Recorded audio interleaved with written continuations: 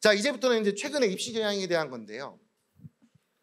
자, 이제 보면 첫 번째 분류한 거는 상위권 학생들의 서류 성적이 상향 평준이라고 써 있는데요. 자, 여기 보면 IB 40, SAT 1500 써놨죠, 맞죠? 이 점수가 옛날에는 IB 40점 물론 쉽지 않죠, 지금도. 근데 하지만 이 숫자가 폭발적으로 늘어난 거죠. 다 아시겠지만 여기는 많이 안 보여요, 막상. 한국 사람 인구가 이렇게 많지만. 근데 중국에 가면 엄청 많아요. 한 학교도 몇 명씩 나와요. IB 40점. 파이널 점수가 42, 43 많이 나와요. 근데 여기는 안 보이니까 40점도 굉장히 높은 것 같이 보이지만 그렇지 않다. 그리고 특히 뭐냐면 아마 이것도 있을 거예요. 아마 코비드 때문에 학교 커리큘럼이 2년 동안 정상적으로 운영이 되지 못했죠.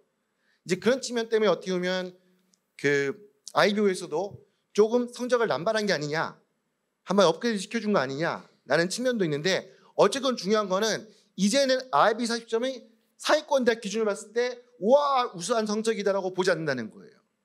평범한 성적이 돼버렸다는 거예요. 상위권 아이디 기준으로. SAT 1500 와 하는 점수지만 SAT 1500 맞으면 어떻게 돼야 돼요? 매스에서 한 개 틀려야죠.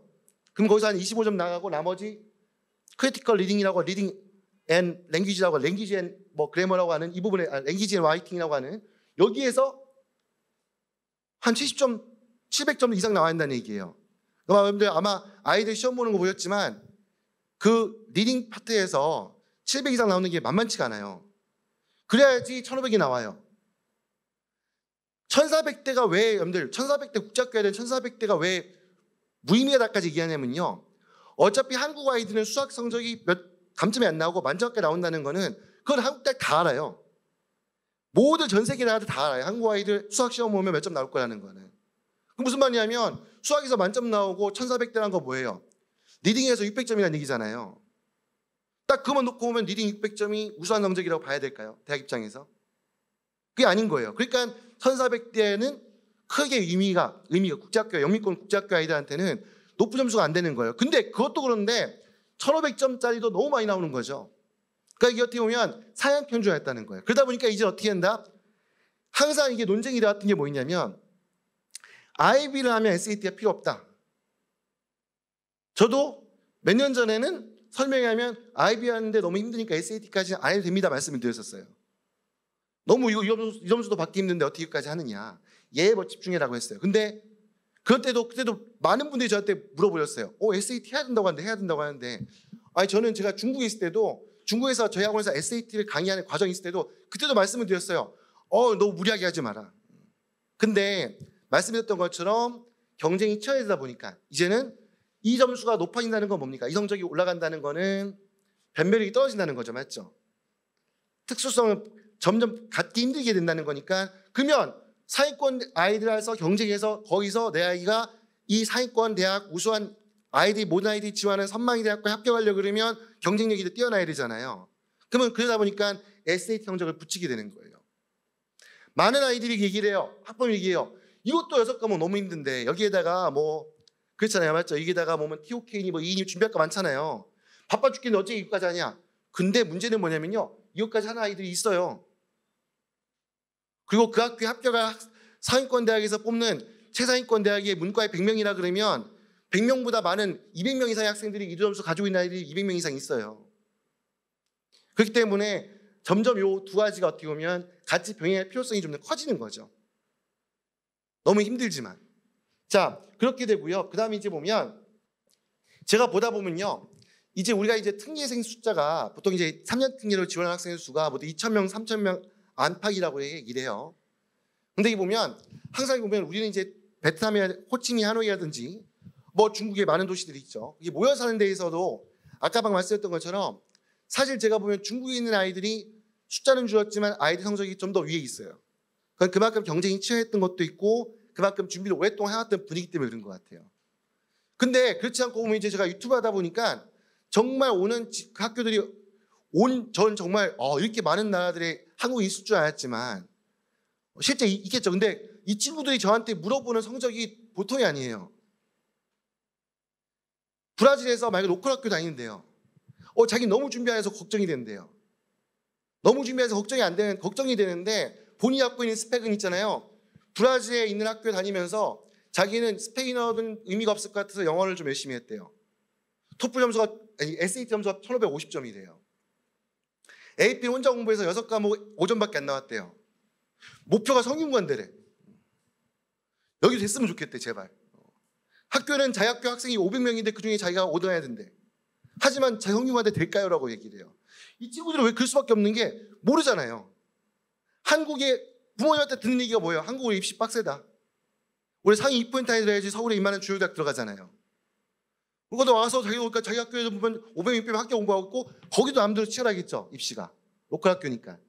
브라질 유명 대학 가려면 현지 학교에. 그러니까 걔네들 머릿속에는 그 기준밖에 없고 승리가 이렇게 쉬울 거다는 생각을 안 해요. 모르고 있는 거예요. 얘네들 숫자가 한 군데 안 모였을 뿐이지 흩어놓으면 한 군데 모이면 숫자가 제법 나와요. 이 친구들이 서류를 내기 때문에 그렇기 때문에 말씀했던 것처럼 절대 내 주변의 아이들하고 비교했을 때 우리 도시의 호치민에서 비교했을 때 이 정도면 잘하는 것 같아. 이 분위기 속에서 절대 이렇게 생각하시면 안 돼요. 가끔 얘기할 때 그래요. 제가 중국에 있을 때 항상 많이 듣는 얘기 중에 하나가 중국에서 국제학교에 있는 어머님들이 한 번씩 이제 짜증나서 얘기를 해요. 로컬 학교, 중국 로컬 학교 싸죠? 비용도 얼마 안 들었겠죠? 3년 뜬데도 거기 보내는 분들이 있어요. 쟤는 너무 열받는다는 거야. 쟤는 토플럭 아무것도 없는데 쟤는 여기 합격인데 우리 아이는 왜? 우리 아이는 정말 많은 학비 들여가지고 정말 학원도 방학 때마다 한국에 대치동 가가지고 공부시키고 몇백만 원 썼는데 그 입시가 이렇게 차이가 나느냐. 그걸 모르는 거죠. 뭐냐면 그만큼 숨어있는 아이들 성적이 저는 이제 입시하다 보면 그때는 중국에 있을 때 보면 1대1로 많이 봤잖아요. 정말 중국에 있을 때는 학원이 제가 운영하는 학원이 굉장히 큰 학원이었으니까 그러면 한 해 입시 상담은 보통 하면 150명까지 됐었어요. 저희 학원 학생들만 대상으로. 그럼 하다 보면 걔네들이 정말 숨겨진 스펙들 굉장히 많이 보잖아요. 그러니까 그만큼 우수한 성적 갖고 있는 아이들이 숫자가 많다는 거예요. 그래서 어떻게 보면 굉장히 이 말씀드리면 어떻게 기대나 하지만 꼭 그런 부분이 있다는 거를 인식하셔야 된다는 말씀을 드리고요. 자, 두 번째 페이지. 자, 두 번째 페이지 이제 학령 인구 감소인데 이거는 뭐냐면 앞에 하고 그러니까 앞에 너무 빡빡하게 말씀드렸으니까 좀 희망적인 말씀을 드려야 되겠죠. 자, 이제 두 번째는 학령 인구 감소인데요. 이거 뭐냐면 특례생 숫자 자체는 줄지 않았어요. 우리나라 인구 준다고 회사에서 파견 숫자 줄인 거 아니잖아요. 인구수에 맞춰가지고 파견 숫자 줄인 거 아니잖아요. 맞죠? 아이들은 많이 줄고 있지만 해외 파견된 부모님과 그들의 자녀 숫자는 똑같아요. 그러다 보니까 오히려 12년등에는 지금도 꾸준히 상승하고 있는 중이고 3년등에도 숫자는 조금씩 늘어나고 있어요. 근데 문제가 뭐냐면 알다시피 학생 수가 격감을 했죠. 한국에. 뭐냐면 상위권, 중위권, 하위권 나눴을 때 그 숫자가 헐거워졌다는 거예요. 예를 들어서 100명 중에 전체 100명 중에 상위권 30명이었다 그러면 30명이 아니라 이제는 20명으로 줄었다는 거죠. 한마디로 각 계층별로 상위권, 중위권, 하위권이 헐거워졌다는 거죠. 그러니까 옛날에는 예를 들어가지고 내가 100점 중에 70점 맞으면 30%까지 들었는데 이제 65점만 맞아도 30%에 들어갈 수 있다는 얘기죠. 맞죠? 이렇게 됐기 때문에 이런 현상이 뭐가 나타나냐면 이게 두드러지는 학교들이 나타나는 것은 뭐냐면 필답 전형이에요. 흔히 필답 전형에서도 이제 경희대, 건대, 동대, 홍대 이제 이거 갖다가 이제 내 학교 요 내 학교는 그래도 필답 전형을 실시하고 있고 어떻게 보면 위 학교들이 필답 안 보기 때문에 경쟁은 좀 더 치열해질 수 있어요. 왜냐하면 도저히 서류는 안 될 것 같아. 근데 원래 외대 이대라도 있었는데 거기는 못 쓰게 됐어. 그러니까 이제 경희대, 건대로 조금 몰릴 수 있겠죠. 근데 문제는 나머지 밑에 있는 학교들, 예를 들어서 아주대, 숭실대, 인하대 이런 학교들이 제가 2년 전부터 발견한 주요 현상은 실제 합격 커트라인이 되게 낮아졌다는 거예요. 그럼 그게 최초 합격 점수가 낮아진 게 아니고요. 말씀드렸던 것처럼 학령 인구가 줄다 보니까 아이들 성적대가 예를 들어가지고 옛날에는 80점에서 최초 합이면 한 75에서 끝나야 되는데 78점이 안 보여. 80점짜리가 합격했는데 얘가 등록 안 했어. 78점짜리가 안 보여. 명 안 보여. 그럼 77, 76, 75 막 내려가는 거예요. 그러다 보니까 2, 3년 전부터 발견한 게 뭐냐면 최초 합격이 이렇게 많이 나오나 해요. 정말 많이 나와요. 최초 합격생 숫자가. 예전에 중국에 있을 때 한 학년에 필답 준비하는 게 100명 있으면 최초 합은 굳이 5명도 안 됐었어요. 최초 합은 정말 잘해 몇 명한테만 주어진 특혜였는데 2년 전부터 보니까 어떠냐면 일단 최초 대박 하나씩 다 걸더라고요 보니까. 이렇게 된 게 뭐냐면 어쨌거나 말씀했던 것처럼 숭실대 이하의 학교들 있죠. 이 학교들이 헐거워진 거예요. 학령인 감소 때문에. 그러다 보니까 제가 말씀드린 것 중에 뭐냐면 포기하자는 말을 말씀 많이 드리게 아이들한테 많이 얘기해요. 이제는 옛날에는 포기해야 되는데 이제는 눈높이 낮추면 단국대라든지 아주대 같은 경우는 낮추면 심지어 인하대 같은 경우도 나쁘지 않은 학급임에도 불구하고 특례에서는 굉장히 합격선이 낮아졌어요. 그래서 제가 옛날 같은 내 기억으로는 합격이 안 되는 아이인데 포기하지 말고 한번 해보자 정도고 희망이고 막상 물론 특례에서는 예외 강한 존재하고 운이라는 게 작용하기 때문에 뭐 옛날에도 물론 굉장히 성적이 안 좋았는데 위학교 합격한 케이스도 있긴 있었는데 요즘은 그런 케이스가 좀 많이 늘어나기 시작했어요. 그게 학령인구 감소에 따른 거고요. 그리고 두 번째는 말씀드렸던 것처럼 학령인구가 감소하다 보니까 면접으로 대학에 합격하기가 굉장히 쉬워졌다는 거예요.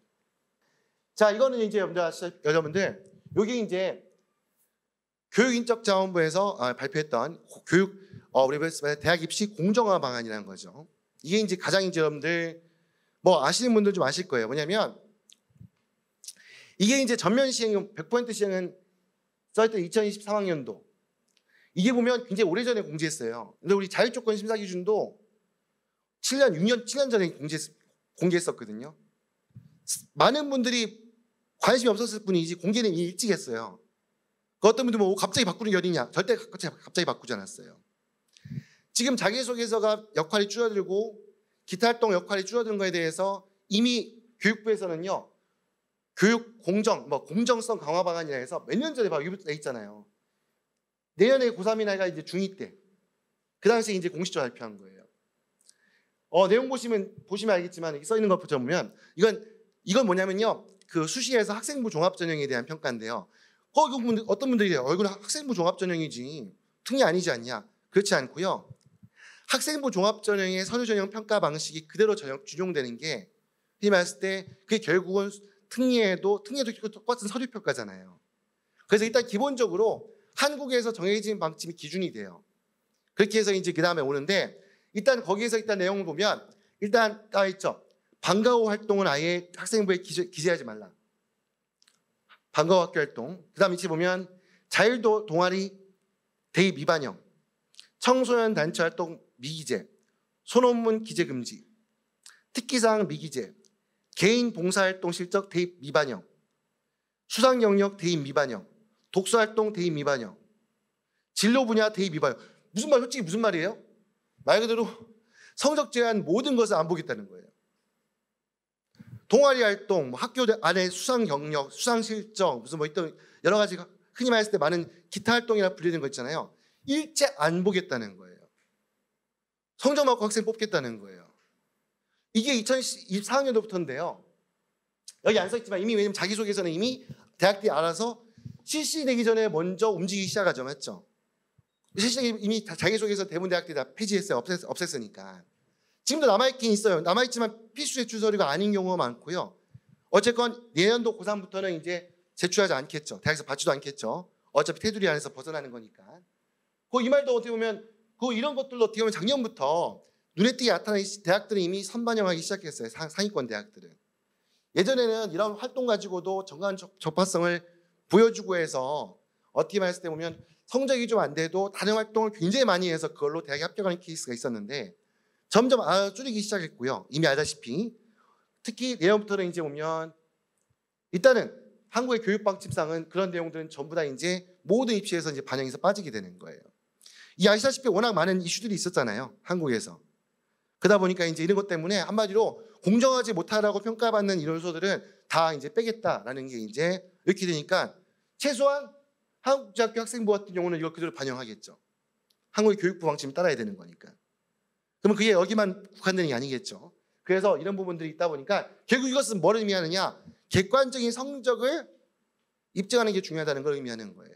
그게 비중이 크다는 걸 아셔야 한다는 거고요. 다음 넘어갈게요.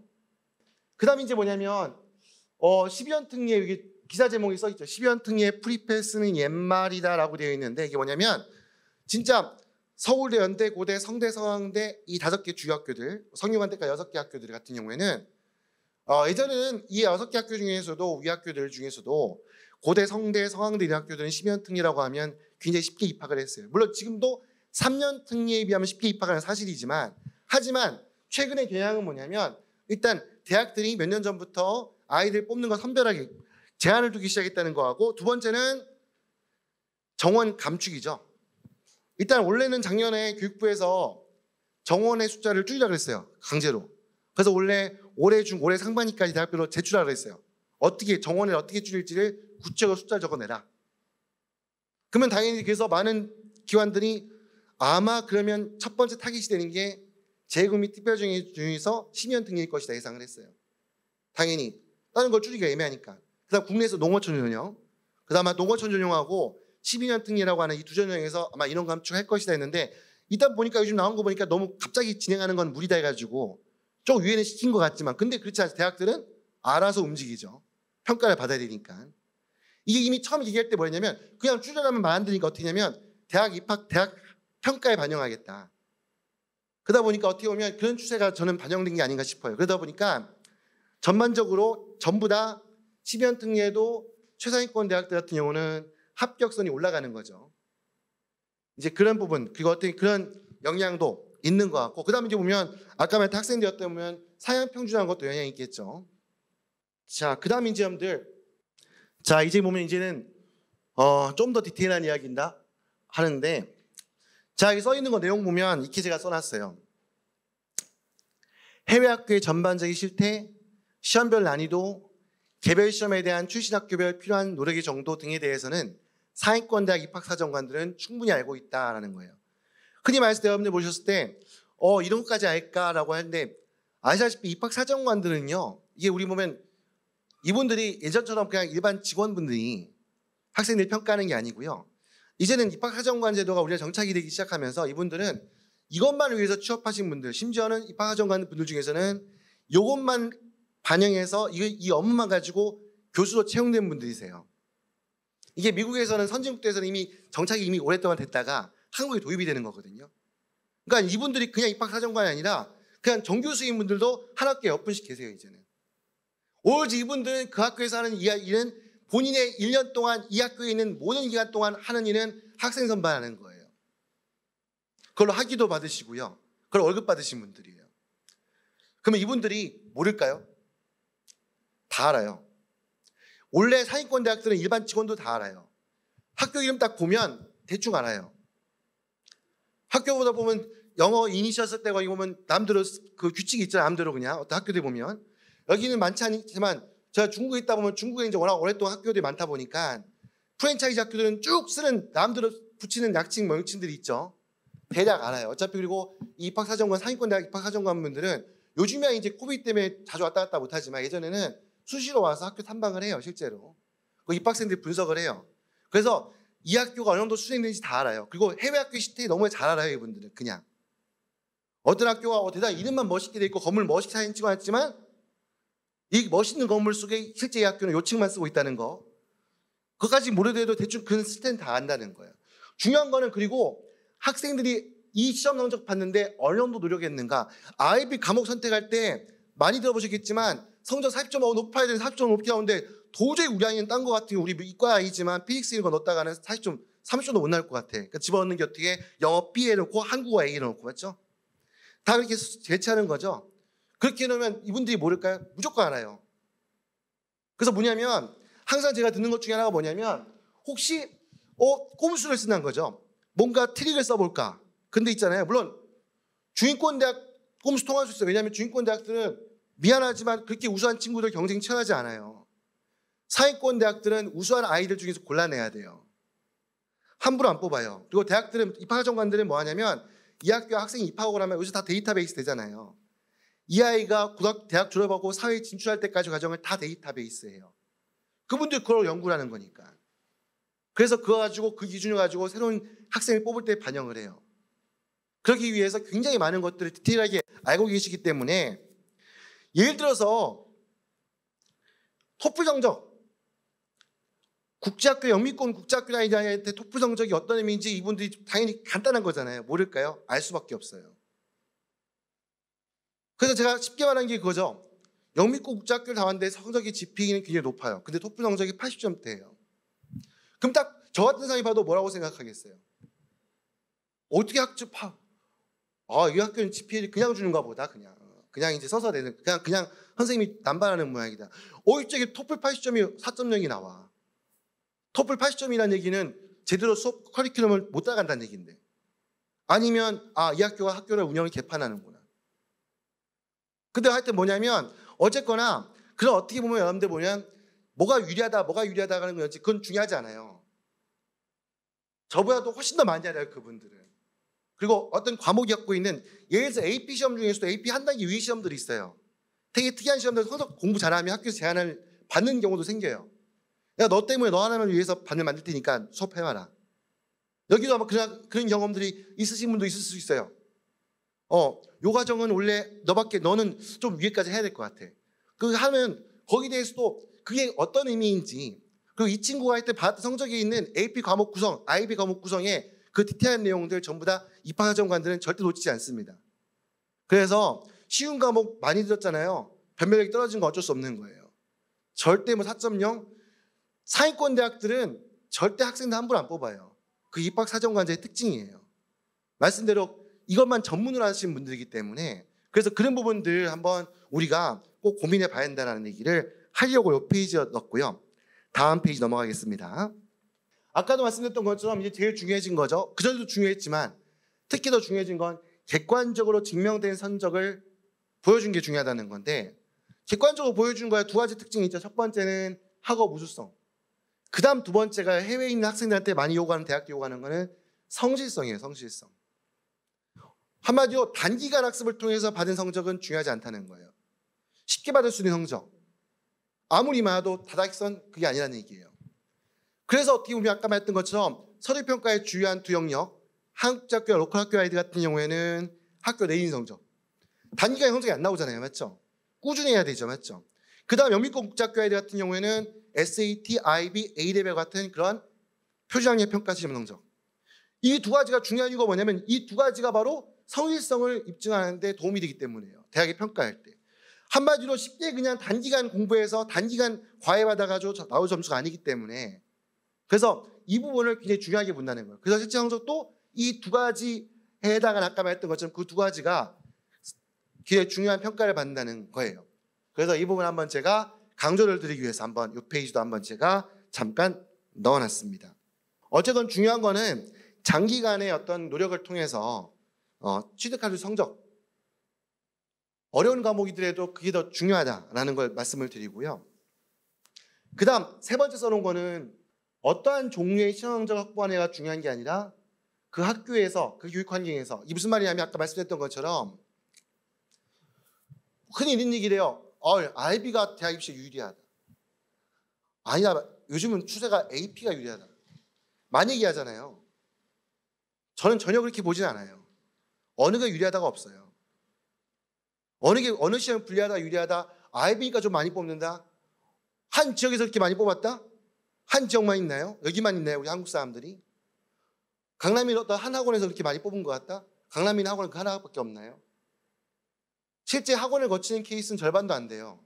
아시다시피. 상위권 우수한 친구들은 정말 자기주도 학습하는 거예요. 맞죠? 이 친구들 학원 거친 경우 많지 않아요.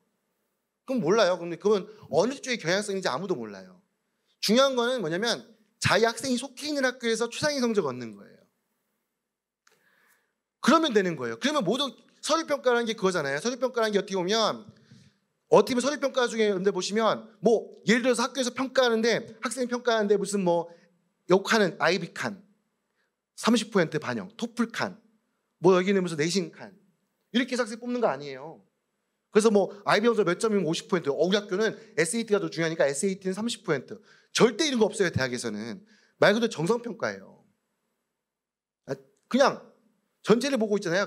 아예 흐름을 보는 거예요. 첫 번째, 이 친구가 어느 학교 나왔나? 두 번째, 이 친구가 해외에서 얼마큼 있었나? 학교 프로필이니까 얘가 공부한 학교가 어느 정도의 규모의 학교였나? 어떤 교육과정 분위기였나? 거기서 보고 거기서 이 아이가 최선을 다했다는 걸 입증하는 게 중요한 거예요. 어느 게 중요하다? 예를 들어가지고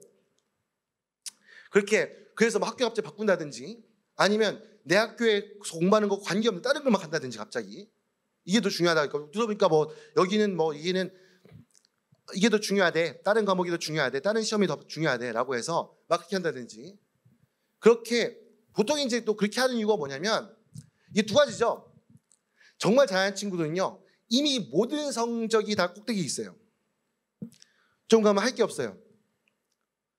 우리 애가 IB도 한 43 나올 것 같고 SAT도 1550 이미 나왔고 이제 뭐 할까요? 라고 이제 그럼 고민해요. 그거는 그럴 수 있어요. 맞죠? 그러면 시간이 남는데 뭘 더 할까? 그러면 이렇게 있지만 그렇지 않고 어설픈 상태에 있는 거죠. IB 점수 뭐 30점대 초반인 것 같은데 이거 큰일 났네. 그러니까 AP가 조금 도움이 될 것 같은데 그러면 AP 숫자를 늘려볼까? 그래서 AP 과목 선택하는 거죠. 제일 쉬운 것들. 캘큘러스, 피직스, 컴퓨터 사이언스 막 늘리는 거죠. 말씀드렸죠. 입학과정은 다 알아요. 이게 얼마큼 점수 받기 쉬운 과목들인가. 그러니까 그렇게 하는 게 의미가 없다는 거고 어쨌건 중요한 거는 어떤 과목 숫자가 중요한 게 아니라 어떤 시험인 게 중요한 게 아니라 기본적으로 뭐냐면 한마디로 쉽게 말해서 그런 거죠. 한마디로 해서 정말 열심히 하는 친구들, 이 학교에서 열심히 하는 친구들은 어떤 형태로도 그 대학을 가요. 그래서 중요하다 보는 거예요. 얘가 뭐 수시를 통해서든 3년 특례를 통해서든 정말 우수한 친구들끼리 때문에 어쨌거나 이게 약간 추상적일 수 있는데 이 얘기가 그래서 넘어갈게요. 제가 이제 요 내용들은 좀 넘어가고 지금 좀 너무 길어질 것 같으니까 빨리빨리 넘어갈게요. 여기 보면 여기는 이제 보면 표준학력 평가 시험 대비 전략이 되어 있는데 요걸 보면 있다 보면 아까 말씀드린 것처럼 과목 구성이 중요하다는 거죠. 전공 적합성과 난이도가 중요하다는 건데 그러니까 보면 여러분들 보시면 있잖아요. 전공 적합성이 중요하다고 하는데 그래서 여러분들 보면 내 아이가 경제학과 경영학과 입학할 건데 거기 지원할 건데 이코노믹스 관련 과목은 아예 없다. 이게 말이 될까요? 무조건 있어야 되는 거 아니에요. 근데 이코노믹스 관련된 과목이 아예 없다. 그래서 나머지 쉬운 과목들만 채워 있다. 우리 아이가 의대 약대 지원하고 싶은데 수의과 지원하고 싶은데 케미스트리 바이올로지 너무 어려워. 그래서 여기 다 빼. 내용이 없다. 그 말이 될까요, 그게? 그러니까 그런 부분을 유념하셔야 된다는 거예요. 다른 부분들은 뭐 너무 길어지니까 바로 넘기겠습니다. 요거는 이제 뭐냐면 거의 토플과 토익 이제 얘기하는데요. 아까 제가 잠깐 말씀드렸죠. 토플 점수가 갖고 있는 영미권 국제학교 아이들한테 토플 점수가 갖고 있는 의미. 토플이라는 게 어떻게 보면 한국 사람 그냥 생판 한국 사람한테 토플 쉽지 않은 시험일 수 있어요. 근데 토플이라는 시험을 갖고 있는 특징은 뭐냐면요. 영어의 기본적인 사용 능력을 평가하는 거예요. 그냥 리딩, 리스닝, 스피킹, 라이팅 이 네 가지 영역을 얼마큼 기본적으로 사용할 수 있을 정도냐 라는 물어보는 거지 아주 깊이 있는 학문적인 거 내용을 담고 있는 시험이 아니에요. 이 말은 뭐냐면 영미권 국제학교 다니는 아이들한테 토플 성적 100점은요 의미가 없다는 거예요. 냉정하게 말해가지고. 그나마 의미 좀 가지려면요 115 이상 너무 저는 115 이상이라고 말씀드려요. 그냥 영미권 국제학교인데 토플 성적 가지고 좀 약간 상위권 대학에 그쪽 어필하면 몇 점 나와야 될까요? 그 115점 이상이라고 말씀드려요. 그 정도 돼야지 그래도 그럼 영어를 정말 깊이 있게가 아니더라도 최소한 이 친구는 영어만큼은 확실하게 하는구나. 쓰고 말하고 이런 건 정말 잘하는구나. 근데 절대 토플은 이 친구가 영어를 깊이 있게 하는구나. 이 친구가 굉장히 높은 사고적, 인지적 논리 능력을 갖고 있구나를 절대 증명할 수 있는 시험이 아니에요. 그러면 뭘로 증명하냐 이 친구들은 SAT하고 IB의 English A예요. 너무 어려운데? 너무 어렵죠 당연히. 근데 사회권 대학 생각한다면요. 영미권 국제학교 하면서 이걸 한다 그러면 토플 점수로 뭔가를 해보겠다? 절대 아니라는 거예요. 근데 반대로 그러면 그 똑같이 해서 토플 점수 100점. 아까 말해서 영미권 국제학교 아이들한테는 상위권 대학에서 명함을 내밀 수 없는 점수예요. 근데 한국국제학교 아이였다. 토플 100점이다. 완전히 틀려져요. 얘는 로컬 학교에서 한국 학교에서 한국어로 아니면 중국어로 베트남어로 수업을 했는데 공부를 했는데 영어 독학한 거죠. 맞죠? 근데 토플이 100점이야? 정말 열심히 했구나가 되는 거예요. 단순히 언어적 기능적인 측면이지만 열심히 했다가 되는 거예요. 그래서 평가하기 상반되는 거예요. 그래서 한국자 아이들 같은 경우에는 토익 성적도 의미를 갖는 거예요. 토익 리딩 리스닝밖에 없어요. 문제가 훨씬 간단하고 심플해요. 하지만 여러분들 제가 표를 안 나왔지만 흔히 말해서 토익 930점이요. 토익 930점이 토플 점수 105점이에요. 토익 점수 950이 나오면 토플 점수 110으로 평가를 해요. 근데 그러면 그러면 토익 성적이 그래? 우리 아이는 지금까지 IB, SAT 성적 안 나올 것 같아. 토익 시험 볼까? 그건 아니죠. 의미 없죠. 왜냐하면 한국의 커리큘럼 맞춰서 공부한 아이들한테는 토익 성적 900점 이상이 쉽지 않아요. 그 뭐든지 아무리 쉬운 시험에도 토익 시험도요. 아무리 쉽다 해도 기준점 넘어가는 900점 이상 넘어가기 시작하면 그때부터는 성적이 잘 올라가요. 왜냐하면 당연히 어떤 시험이든 난이도가 높은 결정력을 갖고 있는 변별력이 있는 문제들이 있잖아요. 이 문제 쉽게 못 풀거든요. 근데 어쨌거나 그런데 영미권 국제학교인데 토플러 안 돼. 딴 거는 말할 것도 없어. 토익으로 극복해 볼까? 만점을 내도요. 이게 뭐냐라고 하겠죠. 물론 만점이면 조금 뭐래도 만점이니까 대단하긴 한데 근데 그렇지 않다 그러면 그게 토익 성적의 의미가 있을까요? 그러니까 뭐냐면 하여튼 중요한 거는 성적을 봤을 때 항상 이게 아이가 공부한 학교에 따라 가지고 맞죠. 그러니까 하지만 이게 토익 성적이 한국제학교 아이들한테는 여기 의미를 아까 말씀드렸던 것처럼 이 아이들한테는 이 성적을 930점 맞는 거 900 이상 맞는 게 어느 정도 충분한 노력이 필요한 거기 때문에 그러다 보니까 이 아이들한테는 한국제학교 출신 아이들한테는 이 정도 의미를 갖는 거예요. 하지만 이 성적은 영미권 국제학교 아이들한테 성적이 큰 변별력이 없다라는 얘기를 말씀드리고요. 다음 넘어갈게요. 그리고 이제 여러분들 보면 자 AP 과목 선택 아까 잠깐 말씀드렸죠. 전공 적합성이라는 게 중요하다는 거하고 너무나 쉬운 과목들로 구성하면 안 돼요.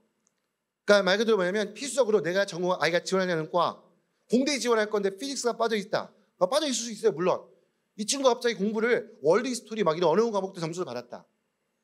물론 문과 과목, 이과 과목 정해진 거 없어요. 솔직히 정말 문과 과목만 잔뜩 봐도 어려운 과목에서 성적이 우수하면 이과 갈 수 있어요. 활용될 수 있어요. 분명히 충분히. 왜냐하면 어쨌건 성실했다는 거니까. 그러면 그때는 얘가 이 친구가 고등학교 때는 문과에 맞춰서 공부했지만 어쨌거나 충분히 어떤 과목을 공부해서 깊이 있게 들어갈 수 있다는 이해 능력, 논리 능력, 그 다음 성실성이 입증되는 거잖아요. 그거 되는데 문제는 뭐냐면 굉장히 쉬운 과목만 유지한 상태에서 내가 공대에 지원할 건데 피직스가 없어. 아까 말씀드렸던 건 너무나 당연한 건데 약학과 의대 갈 건데 케미스트리가 없어. IB도 없고 AP도 없어. 경제학과 할 건데 경영학과 할 거라고 하는데 있는 거라고는 딴 거 다 없고 다 있고 있잖아요. 그냥 딴 거 그야말로 좀 가까운 게 비즈니스. 영어 써 있으니까 다 어렵죠. 근데 한 내용 깊이가 다르다는 거 아시잖아요. 맞죠? 이코노믹스와 비즈니스 학과는 차이점이 얼마큼 차이가 난다는 거를. 그러니까 말하자면 한마디로 과목 선택할 때 중요한 거는 한마디로 뭐냐면 있잖아요. 정말 아이가 상위권 대학 가기를 원하신다 그러면 어려운 거 골라서 어렵게 해야 돼요. 어쩔 수가 없어요.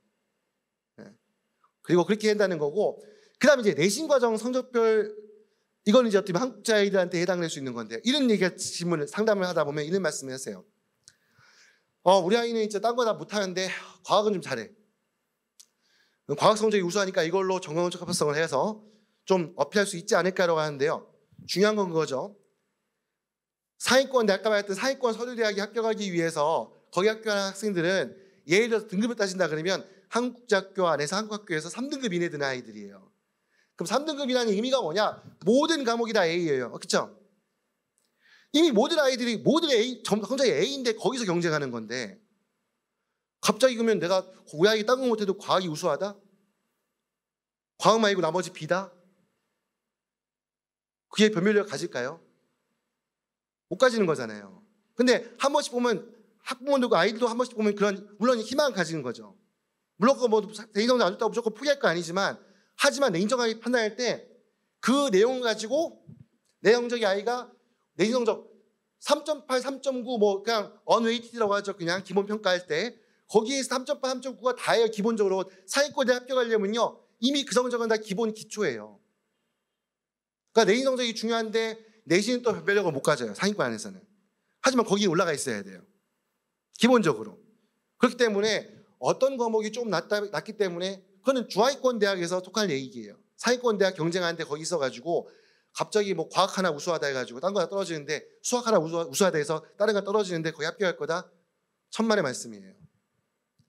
그리고 한 가지 보면 제가 마무리할 때 말씀드릴게요. 자, 다음 넘어갈게요. 그 다음에 이제 보면 한 번씩 이제 여러분들 가장 이제 고민되게 하는 케이스가 뭐냐면 주변에서 발생하는 소문으로 들어오는 많은 예외적인 케이스들이에요. 물론 예외적인 케이스들이 서류 평가에 존재할 수밖에 없어요.